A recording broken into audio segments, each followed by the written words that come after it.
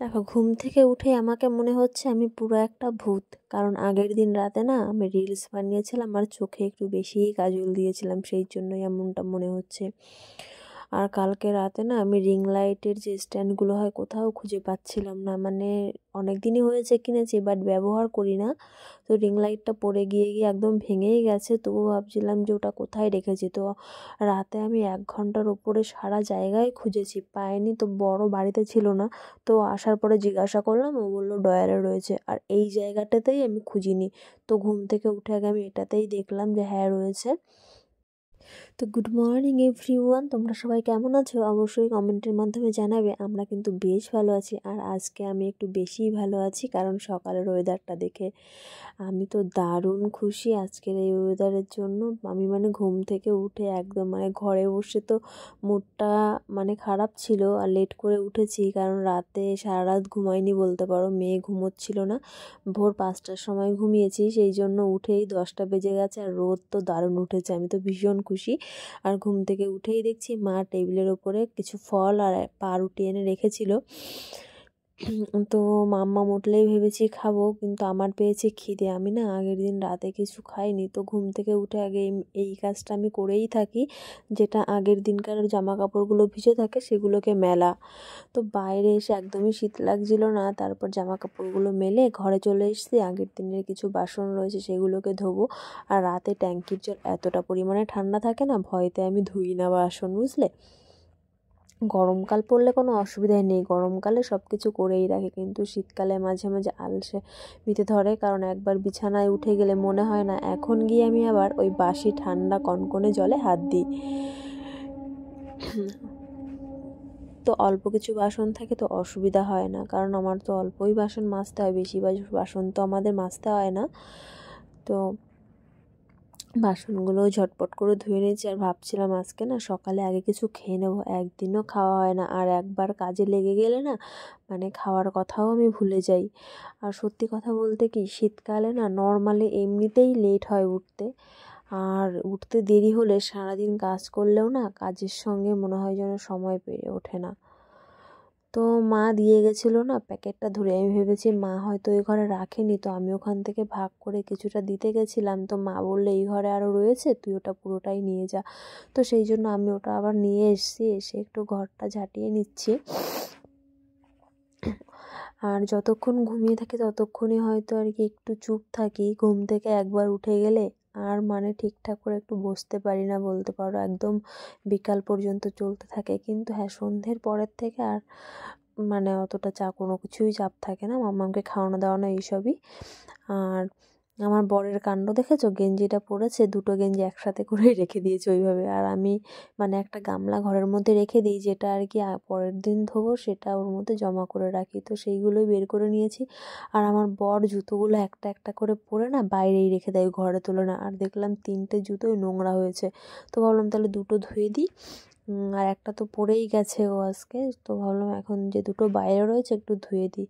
আর ওদিকে গেছিলাম, মা মাছ কেটে ভেজে রেখেছে মাম্মামের জন্য, তো গেছিলাম যে গিয়ে নিয়ে আসি, মেয়ের জন্য তরকারি রান্না করতে হবে, তাহলে আজকে আর আমাকে মাছ টাছ কাটতেও হবে না বা ভাজতেও হবে না, মা ভেজেছে সেটাই নিয়ে আসি। আর ওদিকে আমি বাটিতে না দুটো ডিম সিদ্ধ বসিয়ে দিয়েছি আমার আর মেয়ের জন্য। আর বর সকালবেলায় ম্যাগি এনে রেখে গেছে, আমাকে বলেছিল ম্যাগি করে খেতে, বলেছিল পরোটা এনে দেবো কি না, আমি বলেছিলাম না। তো মানে ঘুম থেকে তো উঠতে লেট করেছি, সেই জন্য আমি বললাম না, তাহলে ম্যাগি নিয়ে আসো, ম্যাগি আর ডিম সেদ্ধ খেয়ে নেবো। তা মা দেখলাম অত কিছু রেখে গেছে, সেই জন্য ভাবলাম তাহলে এগুলোকে দিয়েই খেয়ে নিই, এখন আর ম্যাগিটাকে কিছু করবো না। তো ডিম সিদ্ধ হয়ে গেছে, আর এখানে না আমি তোমাদের সাথে মানে কথা বলছিলাম, কিন্তু মানে এত পরিমাণে পাশে গান চলছিল যে আমি কথা বললে তোমরা কিচ্ছু শুনতেই পাবে না, আর তাছাড়াও কপিরাইট আসতে পারে, সেই জন্য ভাবলাম থাক এখানে ভয়েসটা আমি অফ করে দিই। মানে কী হয়েছিল বলো তো, আমি সকালবেলায় একবার গরম জল বসিয়েছি, কিন্তু জলটা না ঢালতেই আমি ভুলে গেছি, সেই জন্য আমি আবার জল গরম বসিয়েছি, মানে ব্যস্ততার মধ্যে সব কিছুই আর কি ভুলে গেছি বলতে পারো। তারপরে ঘরের অবস্থা রয়েছে এই, আর আজকে পেছনের জানলাটাও খুলেছি, এটা আমি কিন্তু সব সময় খুলি না, এটা খুলেছি কারণ আজকের ওয়েদারটা বেশ ভালোই ছিল সেই জন্য। আর ওয়েদার ভালো থাকলে আমি এই জানলাটা খুলি, কিন্তু ভীষণ মানে হাওয়া দেয় মাঝে মাঝে, কিন্তু না গরমকালে মানে এমনটা হয় না। গরমকালে মানে হাওয়াই ঢোকে না। পেছনে কাকিমাদের ঘর রয়েছে তো মনে হয় একটুও হাওয়া ঢোকে না ঘরের জন্য। কিন্তু দেখো ওই জানলায় দড়িটা বাঁধা রয়েছে, মানে অনবরত কিন্তু দুলেই যাচ্ছে হাওয়ার জন্য। তাহলে শীতকালে ভাই কেন এখান দিয়ে তুই হাওয়া ঢুকবি, গরমকালে তো হাওয়া ঢুকিস নাই ঘরের জন্য। তারপর বিছানাটা গুছিয়ে নিয়েছে। এদিকে দেখো আমার মাম্মাম উঠে পড়েছে। উঠেই ওর ওই টেবিলের উপরে ওঠার ভীষণ নেশা, টেবিলে উঠে বোর্ডটা চাপে। তো আজকে দেখেছিল কলা, ও কলা খেতে ভালোবাসে, কিন্তু ওকে আমি কলা খেতে দিই না সবসময়, ঠান্ডার প্রবলেম আছে তো সেই জন্যই। তো আজকে দেখে ফেলেছে, তো দিতে তো হবে একটুখানি হলেও। আর এখানে আমার মাম্মাম বসেছিল, বারবার বলছিল মা ওটার মধ্যে কী আছে, তো খুলে একবারে দেখিয়েও দিয়েছি। আর ওগুলোকে একটু আমি এখন কেটেও নেব।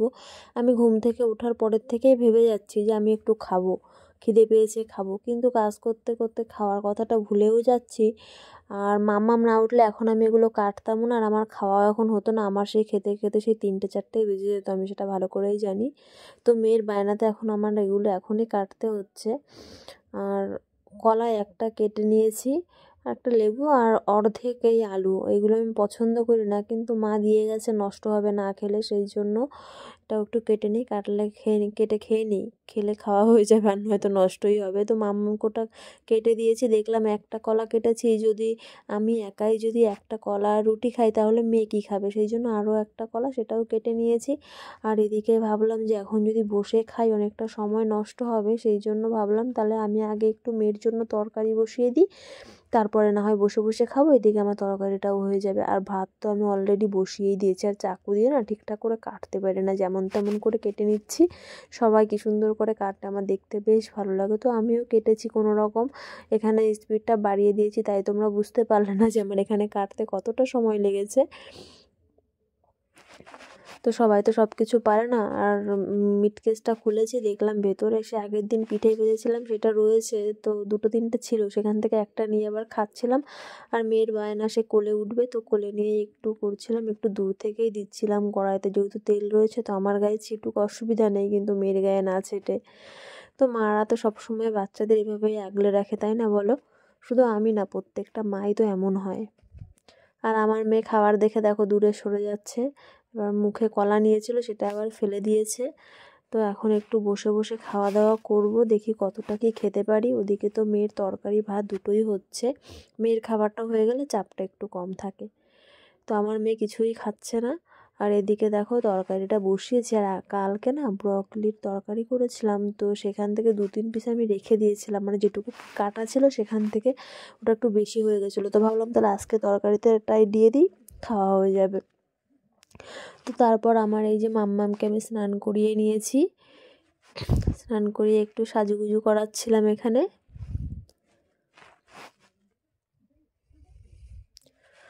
আমার মাম্মাম দেখেছো সারাদিন কিন্তু একা একাই থাকে ঘরের মধ্যে। মানুষ অভ্যাসই সব কিছু, কিন্তু একটা আমার একটু কষ্ট হয়, মানে কি বলো তো, মানে কারো কাছে তো যায় না, তো সবসময় আমার নিজেরই সামলাতে হয়, তো তো এই জন্য আমার একটু কষ্ট হয়ে যায়। তবুও কোনো অসুবিধা না, ঠিক আছে, অসুবিধা নেই, বড় তো হয়েই যাচ্ছে, এভাবেই তো বড় করে ফেলেছি অনেকটা। নিজেরই ভাবতে অবাক লাগে যে আমি একে কী করে বড় করলাম। এখনও ছোট কোনো বাচ্চা দেখলে মনে হয় এত ছোট বাচ্চা কী করে কোলে নেবো, মাম্মামকে আমি কী করে কোলে নিয়েছিলাম, এরকমটা এখনও মনে হয়। তো মেয়েকে দেখো রেডি করিয়ে দিয়েছি, ওনার এখন পতাকা নিয়ে যেতে হবে ঠাম্মার কাছে। তো ঠাম্মা তো এখন স্নান করতে আসছিল। আর এই জানলাটাতে দিয়ে বীভৎস পরিমাণে হাওয়া আসে, গরমকালে তো হাওয়া তো ঢোকেই না, শীতকালে যত রাজ্যের হাওয়া সেগুলো আসে। তারপরে দেখো আমি আর মেয়ে রোদে এসেছি, রোজ এটা আমার ডিউটি, স্নান করে রেডি হয়ে দুজন রোদে এসে একটু বসে থাকা, একবারে জামা কাপড়গুলো নিয়ে একটু বাড়িতে চলে যাব, এক জায়গায় বেরোবো, তাই শাড়ি পরে নিয়েছি। চলো টাটা।